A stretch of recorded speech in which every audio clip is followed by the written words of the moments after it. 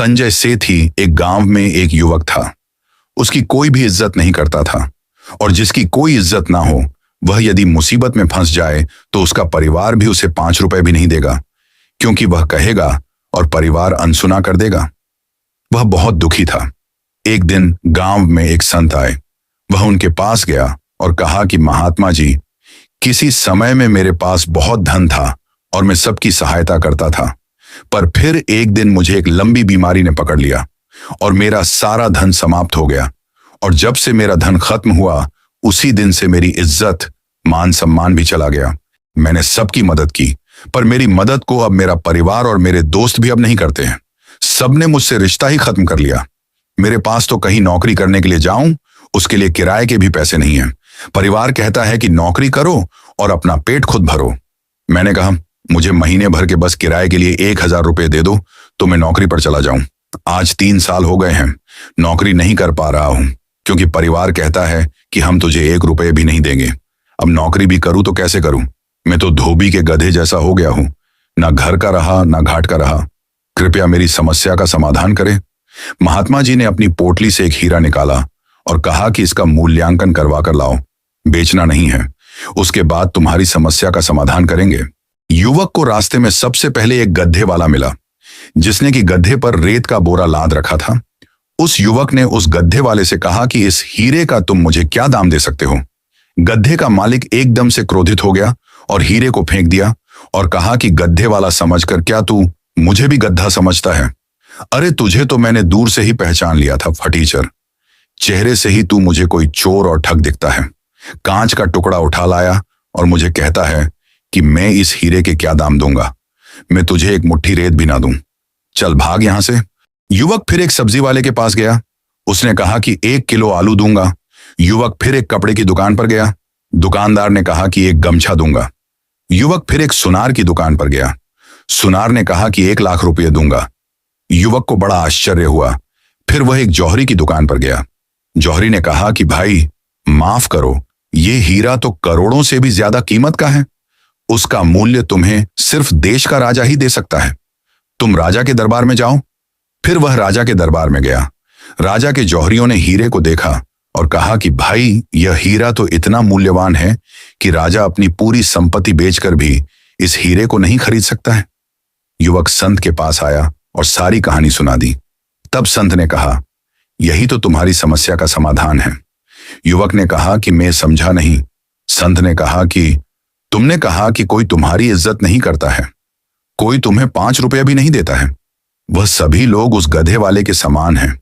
इसीलिए ऐसे लोगों से इज्जत और सम्मान चाहो भी मत, क्योंकि गधे पर रेत बेचने वाले हीरे का मूल्य कांच से ही करते हैं। और तुमने साबित कर दिया कि तुम वह मूल्यवान हीरा हो जिसे कि राजा भी अपनी संपत्ति बेचकर नहीं खरीद सकता है। युवक ने कहा, महात्मा जी कीमत हीरे की लगी थी, मेरी नहीं। महात्मा ने कहा, हीरा तो तुम्हारा ही बाहरी प्रतीक था, वास्तविक हीरा तो तुम्हारे भीतर ही छिपा है। वास्तव में तुम शरीर मन बुद्धि से ऊपर उठी हुई एक आत्मा हो।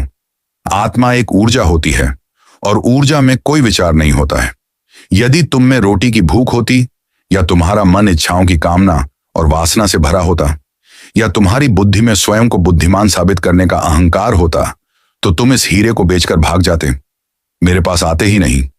पर इतना कीमती हीरा जो कि तुम्हें राजा बना सकता था, और तुम राजा बन जाते तब तो यह सारा देश ही तुम्हारा सम्मान करता। पर तुम्हारे भीतर तो कोई विचार ही नहीं आया। वास्तव में जब आत्मा स्वयं को प्रकट करना चाहती है और जब आत्मा चाहती है कि तुम उसे जान लो जो तुम्हारे भीतर सबसे अधिक मूल्यवान है, तब आत्मा का ही यह खेल होता है। पहले वह तुम्हें गिराती है, दुखी करती है, क्योंकि आत्मा तो ऊर्जा है, वाणी नहीं। और ऊर्जा उसी यंत्र को चुनती है जो यंत्र पूर्ण रूप से स्वतंत्र हो, क्योंकि स्वतंत्रता का भाव ही इस जगत में वह अदृश्य सत्य है जिसे कोई बुद्ध ही जान पाता है। मृत्यु अंतिम सत्य है गुलामों के लिए, क्योंकि गुलाम तो शरीर मन बुद्धि की सीमा तक ही सीमित होता है। पर आत्मा तो अनंत आकाश है, हृदय आकाश है। हृदय में प्रेम होता है। इसलिए तुमने सबकी मदद की। बुद्धि मात्राओं से भरी पड़ी है। आदमी का मस्तिष्क शब्दों से भरा एक मटका है, इसीलिए वह तुम्हें अनदेखा करते हैं, क्योंकि जो आदमी खुद ही शब्दों से भरा हो वह भीतर से पागल ही होता है। क्योंकि 24 घंटे उनके विचार ही उनके मस्तिष्क में घूमते हैं। जैसे 99% तक जल उबलने पर भी जल ही रहता है और 100% पर वह भाप बनकर उड़ जाता है, ऐसे ही एक पागल और एक आदमी में सिर्फ 1% का अंतर होता है। जिसका मटका 100% भर जाता है, उसके भीतर चलने वाले शब्द बाहर आ जाते हैं भाप की तरह, और वह आदमी फिर 24 घंटे स्वयं ही से बातें करता है। वह पागल और जो आदमी 99% तक सीमित रहता है। इसीलिए दुनिया में 99% आबादी मानसिक रोगों से शारीरिक रोग और अपराध की तरफ बढ़ती है। यही से एक ठग और एक भयभीत आदमी का जन्म होता है। एक पागल और एक परमहंस में इतना ही फर्क होता है कि पागल विचारों से नीचे गिर जाता है और परमहंस विचारों से ऊपर उठ जाता है, और तुम वही परमहंस हो जो विचारों से ऊपर उठा हुआ है।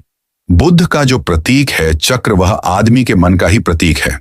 विचारों का पहिया आदमी के मन में 24 घंटे घूमता है। पहिया मन का प्रतीक है। मन का अर्थ होता है संसार। मन की इच्छा से ही यह जगत बना है। मन होता है शब्दों का संग्रह। शब्दों का संग्रह आदमी को अतीत की गुलामी से जकड़ लेता है या भविष्य की चिताओं से भयभीत करता है। धन प्रतीक है शरीर की भूख का। जिसके शरीर में शराब, शबाब और कबाब की भूख होती है, वह धन की ओर भागता है। प्रथम मानव में जो भूख का भय था, वही भय आज के मानव में आज तक भी मौजूद है। वर्तमान की शिक्षा प्रणाली प्रतीक है आदमी की बुद्धि की। देश का प्रधानमंत्री या राष्ट्रपति एक अंगूठा छाप आदमी भी बन सकता है, यानी कि राजा बनने के लिए किसी भी प्रकार की शिक्षा की कोई आवश्यकता नहीं होती है। पर एक चपरासी बनने के लिए भी आदमी का ग्रेजुएट होना जरूरी है। इसीलिए दुनिया के सभी पढ़े लिखे शिक्षित बुद्धिजीवी एक ऐसे राजा के बनाए हुए नियमों का पालन करने वाले उसके राज्य के चौकीदार होते हैं, जो कि आम जनता से नियम और कानून का पालन करवाते हैं, जो कि एक ऐसे राजा के द्वारा बनाए गए होते हैं जो कि खुद एक अशिक्षित होता है। और यदि शिक्षित भी हो तो जरूरी नहीं कि वह ईमानदार भी हो। अधिकांश तो देखने में यही आता है कि अधिक प्रधानमंत्री या राष्ट्रपति एक तानाशाह ज्यादा और जनता के सेवक कम होते हैं और अपनी ही इच्छा से देश को चलाते हैं। देश की जनता को गुलाम कैसे बनाए, उनमें अपना खौफ कैसे पैदा करे, अधिक देशों के प्रधानमंत्री या राष्ट्रपति यही करते हैं। पागल विचारों से नीचे गिर जाता है और परमहंस विचारों से ऊपर उठ जाता है। और देश का राष्ट्रपति या प्रधानमंत्री बनने के लिए किसी भी प्रकार की शिक्षा की कोई आवश्यकता नहीं होती है। और यही तीनों स्वतंत्र होते हैं। पागल स्वतंत्र होता है, और संत ने कहा कि युवक तुम भी स्वतंत्र हो, क्योंकि अपमान रूपी शब्द तुम्हारी मस्तिष्क को भर ना सके। यदि तुम्हारा मस्तिष्क अपमान रूपी शब्दों से भरा होता तो तुम इस हीरे को बेचकर भाग गए होते, और फिर तुम भी राजा बनाकर अपना अपमान करने वालों से अपने अपमान का बदला लेते। मैं किसी बाहरी गांव से आया हुआ संत नहीं हूं, बल्कि मैं तुम्हारी अपनी ही आत्मा हूं। मैं तुम्हारे भीतर का वह सत्व रूपी दर्पण हूं, जिसमें सत्य स्वयं को देखता है, और सत्य से भी ऊपर होती है स्वतंत्रता। शरीर और वाणी के केंद्र में स्वतंत्रता का भाव होता है। स्वतंत्रता का भाव ही तुम्हारा अपना मूल्यांकन है। आज तुमने स्वयं ही स्वयं का मूल्यांकन करके देख लिया है। तुम्हारी बाहरी आंखें वह दर्पण है जिसमें आज तुम स्वयं ही स्वयं को देख रहे हो। मैं तुम्हारी वही आत्मा हूं जिसका ना कोई जन्म है और ना कोई मृत्यु है। आज तुमने स्वयं को जान लिया है। धन की प्राप्ति के लिए तुम इस जगत में नहीं जन्मे हो, बल्कि तुम स्वयं ही स्वयं को जानने के लिए जगत में जन्मे हो।